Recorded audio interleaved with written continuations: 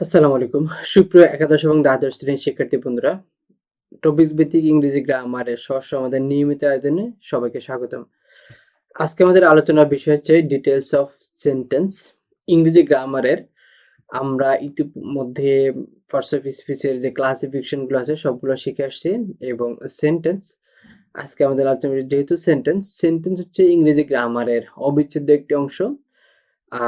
এই পার্টে আমরা দেখব কিভাবে সেন্টেন্স গঠন করা হয় এবং সেন্টেন্স কত প্রকার এবং এর ব্যবহারগুলো কিরকম। তো বরাবরের মতো সাথে আছি আমি এয়ার তাহমিদ। আমরা ভাবে পড়াশোনা করব। প্রথমত কনসেপ্ট ডিসকাশন করব, দেন ফর্মুলাগুলো ইভ্যালুয়েশন করব, থার্ড হচ্ছে আমরা সেলফ প্র্যাকটিস এবং নোট তৈরি করব। তো নোট তৈরি করার জন্য অবশ্যই খাতা কলম লাগবে, যাদের খাতা কলম নেই নিয়ে বসার জন্য অনুরোধ করছি। সেন্টেন্সটা হচ্ছে নরমালি দুই ভাবে গঠন করতে পারি আমরা। একটা হচ্ছে অ্যাকর্ডিং টু মিনিং, অর্থ অনুসারে সেন্টেন্স 5 প্রকার, এবং আরেকটা হচ্ছে অ্যাকর্ডিং টু স্ট্রাকচার, গঠন অনুসারে সেন্টেন্স 3 প্রকার। তো অর্থ অনুসারে যে 5 প্রকার এটি হচ্ছে আমরা এক নজরে দেখে নিব: assertive, interrogative, imperative, operative, exclamatory. Then হচ্ছে অ্যাকর্ডিং টু স্ট্রাকচার, গঠন অনুসারে যে 3 প্রকার সেটা হচ্ছে সিম্পল, কমপ্লেক্স আর হচ্ছে কম্পাউন্ড। তার মানে অর্থ অনুসারে হচ্ছে আমরা 5 প্রকার পাচ্ছি, গঠন অনুসারে 3 প্রকার পাচ্ছি। এই 5 প্রকার সেন্টেন্সের ক্লাসিফিকেশনটা হচ্ছে আমরা খুব সুন্দর করে শিখব, এবং এইটা হচ্ছে আমরা এক নজরে একটু নোট করে নিব যাতে আমাদের পরবর্তীতে এটার ব্যবহার করতে আমরা খুব সহজে এটাকে খুঁজে পাই। তাহলে ঝটপট সবাই লিখে ফেলি।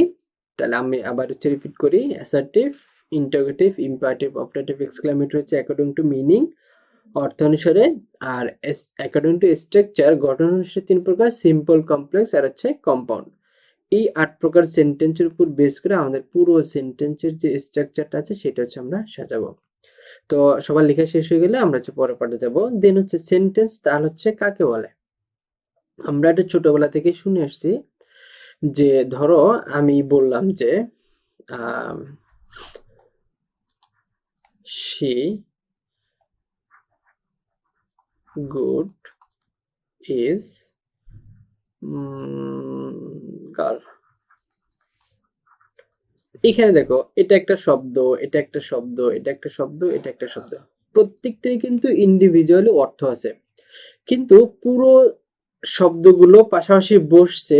ওকে, কিন্তু এটা হচ্ছে আমার মনের ভাব সম্পূর্ণরূপে যেই ভাবে প্রকাশ করতে চাচ্ছি সেটা হচ্ছে না। তার মানে এটাই হচ্ছে যে যখন দুই বা ততোধিক শব্দ পাশাপাশি বসে মনের ভাব সম্পূর্ণরূপে প্রকাশ করবে তখন হচ্ছে সেটা সেন্টেন্স।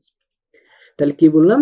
সেন্টেন্স হচ্ছে যখন পাশাপাশি শব্দ বসবে কিন্তু যদি অর্থ এবং মনের ভাব প্রকাশ না করে তাহলে কিন্তু সেটা সেন্টেন্স হবে না, কিন্তু যদি মনের ভাব প্রকাশ করে ফেলে তখন হচ্ছে সেটা সেন্টেন্স হবে। কিরকম আমরা একটু দেখি যে our country is A development বা ডেভেলপিং কান্ট্রি। তাহলে আমাদের দেশ হচ্ছে একটি উন্নয়নশীল দেশ। তার মানে এখানে যদি আমি যে এটার মতো যদি শব্দগুলোকে এরকম করে সাজাই, ধরো বললাম যে কান্ট্রি আওয়ার ডেভেলপিং ইজ, দেখো আমি কিন্তু এখানে 1 2 3 4 5 6 1 2 3 4 5, তাহলে এখানে আওয়ার কান্ট্রি ডেভেলপিং, তাহলে এখানে কান্ট্রি আরেকটা আমি, তাহলে আমি আমরা একটা দিই কান্ট্রি 6। দেখো আমি কিন্তু এখানেও 6টা শব্দ এখানেও 6টা শব্দ ব্যবহার করে ফেলছি। তার মানে এই সেন্টেন্সটা হচ্ছে আমার মনের ভাব প্রকাশ করছে, এটা হচ্ছে আমার মনের ভাব প্রকাশ করেনি। তার মানে এটা হচ্ছে সেন্টেন্স, এটা সেন্টেন্স না।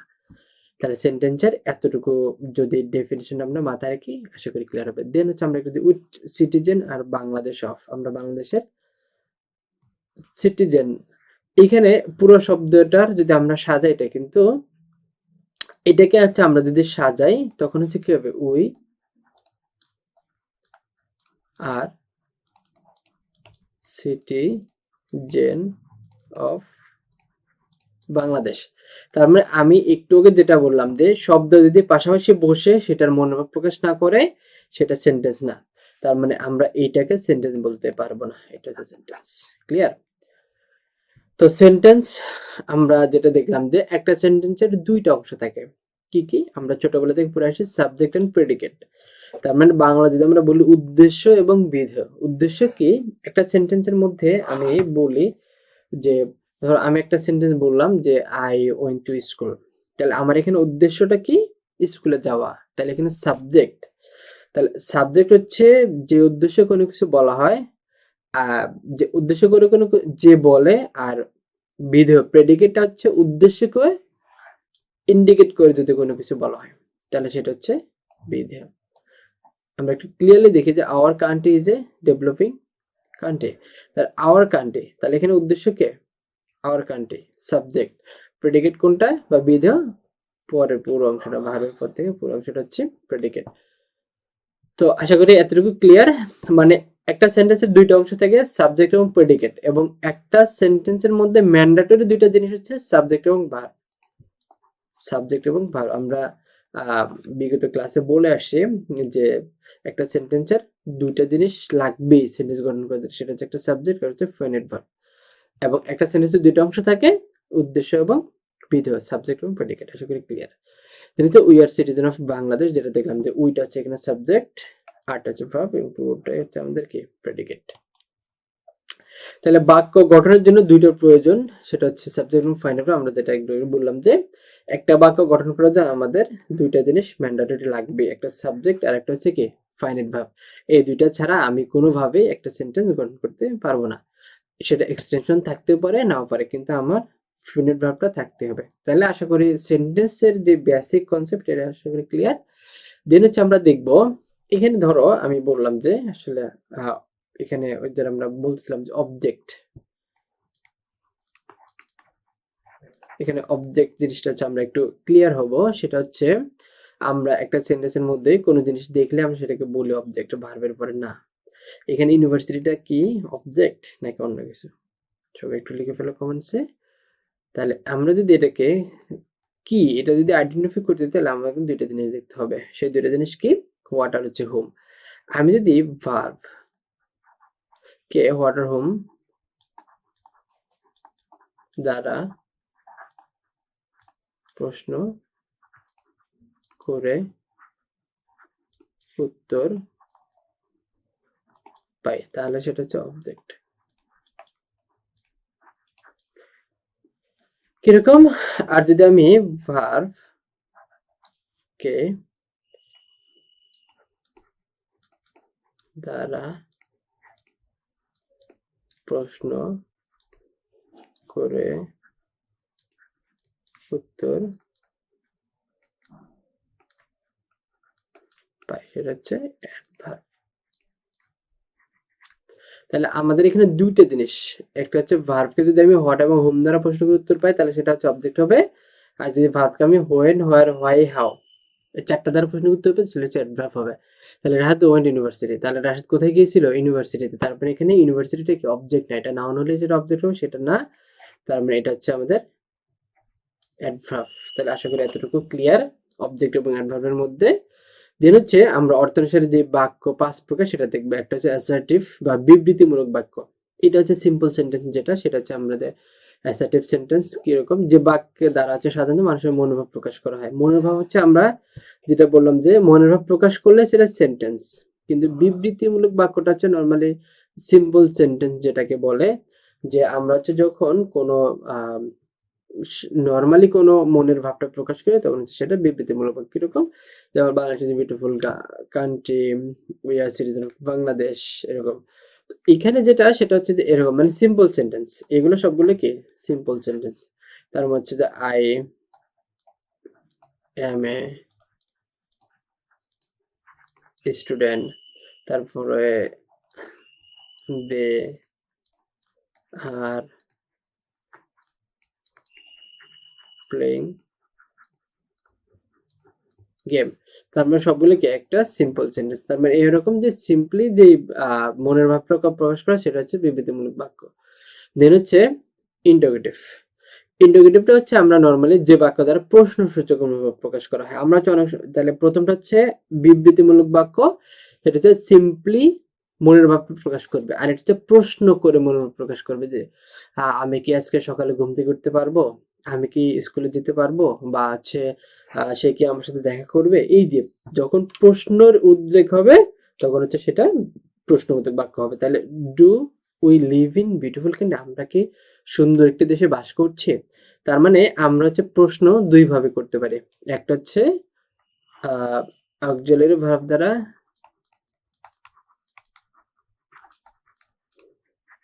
অক্সিলারি ভার্ব দ্বারা, দুই নম্বরটা হচ্ছে ডু বা ডাজ দ্বারা বা ডিড। তাহলে আমরা হচ্ছে দুই ভাবে প্রশ্ন করতে পারি, একটা হচ্ছে অক্সিলারি ভার্ব দ্বারা আর একটা হচ্ছে ডু ডাজ বা ডিড দ্বারা। তাহলে ডু ডাজ, ডাজ কখন ব্যবহার হয় সেটা আমরা দেখবো। এটা হচ্ছে হোয়াট আর ইউ ডুইং, তার মানে এখানে আমরা অক্সিলারি ভার্ব হচ্ছে হোয়াট বা ইন্টারোগেটিভ যে সাইন গুলো আছে এরপর হচ্ছে আমরা একটা পাই ইন্টারোগেটিভ সাইন হোয়াট, হু, মানে এখানে ইন্টারোগেটিভ সাইন যেগুলো আছে সেগুলো দ্বারা। তো এখানে হোয়াটটা হচ্ছে হোয়াট আর ইউ ডুইং, তুমি এখন কি করতেছো। তো আমরা হচ্ছে এখানে যেটা, তাহলে এখানে যেটা বললাম যে ডাচ, তাহলে 3 নম্বরটা আমরা দেখি, ডাজ শি গো দেয়ার, সে কি সেখানে যায়। তার মানে এখানে দেখো এখানে ডাজটা কেন হয়েছে, আমরা কিন্তু এখানে উই এর পূর্বে ডু ব্যবহার করলাম আর শির পূর্বে ডাজ ব্যবহার করলাম। কেন, আমরা জানি যে যদি সাবজেক্ট থার্ড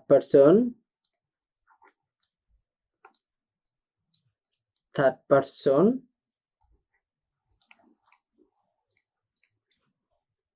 সিঙ্গুলার হয়, সিঙ্গুলার হলে ভার্ব প্লাস ই বা সরি এস বা ইএস, এই যে মানে যখন সাবজেক্ট থার্ড পারসন সিঙ্গুলার হলে ভার্বের সাথে আমরা কি পাই, মানে এস বা ইয়ে যুক্ত করি। যেমন হচ্ছে শি গোজ টু স্কুল, তার মানে এখানে সাবজেক্ট হচ্ছে কি থার্ড পারসন সিঙ্গুলার নাম্বার, এখানে আমরা যার কারণে ভার্বের সাথে এস বা ইএস যুক্ত করলাম। তো এই যে এটার কারণে যখন subject third person singular number হবে এবং সেটাকে আমরা প্রশ্ন করবো ডু বা ডিড দ্বারা, তখন হচ্ছে ডু দিয়ে যদি আমরা প্রশ্ন করি তাহলে সেটার কারণ হচ্ছে আমাদের এখানে কি হয়েছে, ডাস। তাহলে আমরা আশা করি এতটুকু ক্লিয়ার। তো এরপর হচ্ছে আমরা ডিড, ডিড দ্বারা যদি ধরো কোনো প্রশ্ন করি,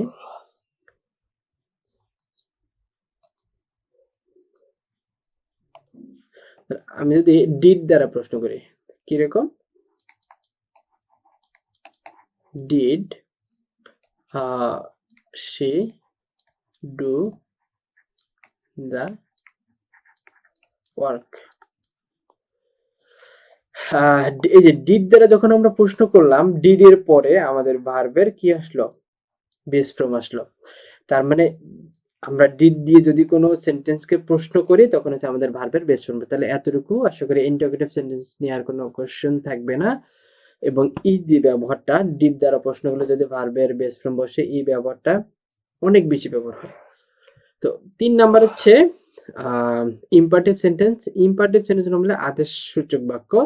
আমরা যখন কাউকে কোনো কিছু আদেশ করব তখন হচ্ছে সেটা ইম্পারেটিভ সেন্টেন্স বলে। তাহলে আমরা হচ্ছে নরমালি জানি আদেশ বা অনুরোধ, গো হোম এট ওয়ান্স, এখনই বাড়ি যাও, আমরা হচ্ছে এটা কি অনুরোধ করলাম। তারপর হচ্ছে প্লিজ লেন্ড মি পেন, আমাকে একটা কলম দাও। তার মানে এখানে হচ্ছে এরকম করে যদি কোনো আদেশ বা অনুরোধ বুঝায়, আদেশ বা অনুরোধ করা বুঝে, তখন হচ্ছে সেটা ইম্পারেটিভ সেন্টেন্স হবে। তো অপারেটিভ সেন্টেন্সে ইচ্ছা বা প্রার্থনা সূচক, ইচ্ছা বা প্রার্থনা সূচক, আমরা অনেক সময় আমাদের ইচ্ছাগুলো প্রকাশ করি বা সৃষ্টিকর্তার কাছে প্রার্থনা করি, তখন হচ্ছে আমাদের। তো নর্মালি ইচ্ছা বা প্রার্থনা সূচক গুলো হচ্ছে যেরকম হয়, আই উইশ আর কিং, আমার ইচ্ছা যদি আমি একজন রাজা হতাম, যে আই উইশ আমার যদি রেজাল্ট অনেক ভালো হইতো, বা হচ্ছে ধরো আমি যদি আমেরিকা প্রেসিডেন্ট হতে পারতাম। এই যে এরকম মানে যে মনের ইচ্ছাগুলো আমরা যখন প্রকাশ করি তখন হচ্ছে সেটাকে operative sentence. Me Allah give me best opportunities to serve my nation, তাহলে আমাকে আল্লাহ যদি আমাকে আমার জাতিকে সর্বোচ্চ সেবা দেওয়ার জন্য সুযোগ দিতেন, এই যে এটা হচ্ছে ইচ্ছা বা প্রার্থনা। তো এই টাইপের সেন্টেন্সগুলোকে আমরা অপারেটিভ সেন্টেন্স বলবো। ক্লিয়ার? দেন হচ্ছে এক্সক্লামেটরি সেন্টেন্সটা হচ্ছে, তাহলে 5th নাম্বারে এক্সক্লামেটরি সেন্টেন্স আশ্চর্যবোধক বাক্য। আমরা যখন কোনো বিষয় নিয়ে অনেক বেশি আশ্চর্য হয়ে যাই যে আমার রেজাল্ট অনেক ভালো হয়েছে, তারপর ইস আমি আমার কলমটা হারায় ফেলছি, তার মানে এই টাইপের যে মনের আবেগ প্রকাশ করার জন্য যে সেন্টেন্সটা হচ্ছে সেটা হচ্ছে এক্সক্লামেটরি সেন্টেন্স। এবং এক্সক্লামেটরি সাইনের পর অবশ্যই একটা কি এক্সক্লামেটরি সাইন ব্যবহার করতে হবে। Okay, hurray we have won the match, আমরা আমাদের খেলার জয় লাভ করছি। আমরা যখন এরকম করে আনন্দ সূচক কি করি তখন হচ্ছে আমরা কি চিল্লানি দিয়ে উঠি। তারপর হচ্ছে first same what have you done, খুব খারাপ, তুমি এটা কি করছো। তার মানে এটা হচ্ছে দুঃখ প্রকাশ করা হয়েছে। কেমন? তারপর as I have lost my favourite pen, ইস আমি আমার খুব পছন্দের কলমটা হারাই ফেলছি। তার মানে যে লাস্টটা হচ্ছে কি এক্সক্লামেটরি সেন্টেন্সের একটা চিহ্ন।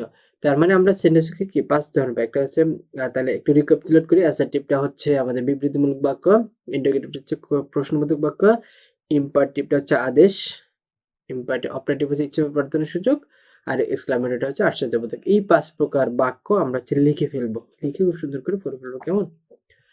দেন হচ্ছে আমরা গঠন অনুসারে সেন্টেন্স 3 প্রকার, কি কি? সিম্পল, কমপ্লেক্স আর হচ্ছে কম্পাউন্ড। সিম্পলটা হচ্ছে সরল বাক্য, কমপ্লেক্স হচ্ছে জটিল বাক্য, কম্পাউন্ড হচ্ছে জটিল বাক্য। কমপ্লেক্স আমরা হচ্ছে জানি যে কমপ্লেক্সিটি মানে জটিলতা, সিম্পল মানে সরল, কম্পাউন্ড হচ্ছে জটিল, সরি যৌগিক। তো আমরা একটু মনে রাখবো। সিম্পল সেন্টেন্স হচ্ছে এখানে নরমালি একটা সাবজেক্ট এবং একটা ভার্ব থাকবে। কি থাকবে? একটা মাত্র সাবজেক্ট, একটা মাত্র ফিনিট ভার্ব থাকবে। আমরা যেটা কিছুক্ষণ আগে বলে আসছে, একটা সেন্টেন্স করার জন্য অবশ্যই আমাদের দুইটা জিনিস লাগবেই, একটা হচ্ছে ফাইনাইট ভার্ব, একটা হচ্ছে সাবজেক্ট। তো সিম্পল সেন্টেন্সের মধ্যে একটা সাবজেক্ট এবং শুধুমাত্র একটা ফিনিট ভার্ব থাকবে। কিরকম? The boys are playing football in the field.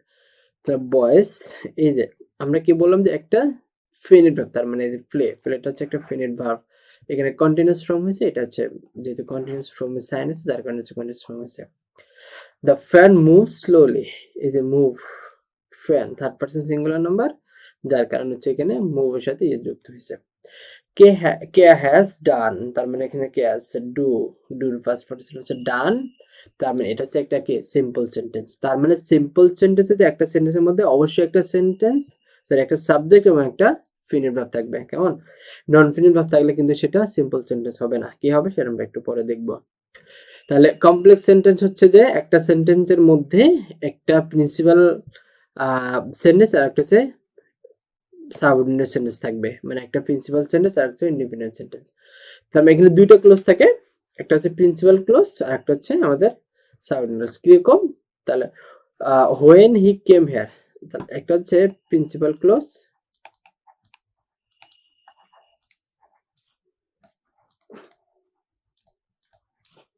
আর একটা হচ্ছে সাবঅর্ডিনেট ক্লোজ। কিরকম? তাহলে প্রিন্সিপাল ক্লোজটা কিরকম? প্রিন্সিপাল ক্লোজটা হচ্ছে সিম্পল সেন্টেন্স, সে সবসময় কি স্বাধীন থাকবে, এবং সাবঅর্ডিনেট ক্লজটা হচ্ছে কিছু সাইন যুক্ত থাকবে এবং সেইখানে সে সবসময় প্রিন্সিপাল ক্লজের উপর ডিপেন্ডেন্ট থাকবে। যেমন আমি বলতে আই ডিসাইডেড টু, আমি যাওয়ার সিদ্ধান্ত নিয়ে ফেলছি, তার মানে যাওয়ার সিদ্ধান্ত নিয়ে ফেলছি, এটা হচ্ছে একটা প্রিন্সিপাল ক্লজ। এইটা কিন্তু আর কোনো কিছু অর্থ প্রকাশ, মানে কোনো কিছু জানার ইচ্ছা থাকে না। হোয়েন হি কেম হেয়ার, যখন সেখানে আসবে, সে কি হবে? আমাকে ধরে মারবে বা কোনো কিছু নিয়ে আসবে এরকম। তাহলে when he came here I decided to গো, আমি যাওয়ার সিদ্ধান্ত নিয়েছি। তার মানে এটা হচ্ছে সাবঅর্ডিনেট ক্লজ, এটা হচ্ছে প্রিন্সিপাল ক্লজ। তার মানে এতটুকু বুঝলেই হবে। দেন হচ্ছে I bought a pen which was red, I bought a pen, আমি একটা কলম কিনছি। ঠিক আছে, ওকে, তুমি একটা কলম কিনতেই পারো। তাহলে হুইচ ওয়াজ রেড, তাহলে যেটা লাল ছিল সেটা কি তুমি কিনছো, হারাই ফেলছো, নাকি তুমি চুরি করে নিয়ে আসছো? এই যে একটা জানার আগ্রহ থাকে। তার মানে আই বোট এ পেন, আমি একটা কলম কিনেছিলাম যেটা হচ্ছে লাল কালি ছিল বা লাল কালারের ছিল। তার মানে এটা হচ্ছে প্রিন্সিপাল ক্লজ আর আমাদের এটা হচ্ছে সাবঅর্ডিনেট ক্লজ। তার মানে প্রিন্সিপাল ক্লজ এবং সাবঅর্ডিনেট ক্লজের যে ক্লাসিফিকেশনটা সেটা আশা করি ক্লিয়ার। ওকে, তো আমরা হচ্ছে কমপ্লেক্স সেন্টেন্সে কিছু সাইন দেখবো, যে সাইনগুলো থাকলে আমরা সেটাকে অবশ্যই কমপ্লেক্স সেন্টেন্স হিসেবে আইডেন্টিফাই করবো। কিরকম? হোয়েন, হু, মানে আমরা হচ্ছে ইন্টারোগেটিভ যে সাইনগুলো আছে হোয়েন, হোয়ার, হোয়াই, হাউ, হু, হুম, শুধু এখানে কিন্তু হোয়াট নাই। সো বাকি এরপর হচ্ছে হয়ে, সরি, হোয়াট আছে as because since they although till until before, এগুলো হচ্ছে কি আমাদের কমপ্লেক্স সেন্টেন্সের সাইন। কিরকম আমরা একটু দেখবো যে if you read attentively you will pass in the exam, you will pass in the exam, তুমি পরীক্ষায় পাস করবে। ইফ ইউ রিড অ্যাটেন্টিভলি, তুমি যদি মনোযোগ দিয়ে পড়ো, তার মানে ইফ এটা হচ্ছে কি যদি, একটা শর্ত জুড়ে দিয়েছে যে কি যদি তুমি মনোযোগ দিয়ে পড়ো তাহলে তুমি হচ্ছে কি পরীক্ষায় পাস করো। তার মানে এটা হচ্ছে সাবঅর্ডিনেট ক্লজ, আর পরেরটা হচ্ছে প্রিন্সিপাল ক্লজ। দেন হচ্ছে আই বোট এ পেন, যেটা আমরা একটু দেখেছিলাম যে হুইচ, এটা হচ্ছে কি মানে এক কথা হচ্ছে এই সাইনগুলো যদি কোথাও থাকে তাহলে সেটা আমাদের কি কমপ্লেক্স সেন্টেন্স। কেমন, আশা করি ক্লিয়ার। দেন কম্পাউন্ড সেন্টেন্স হচ্ছে যৌগিক বাক্য।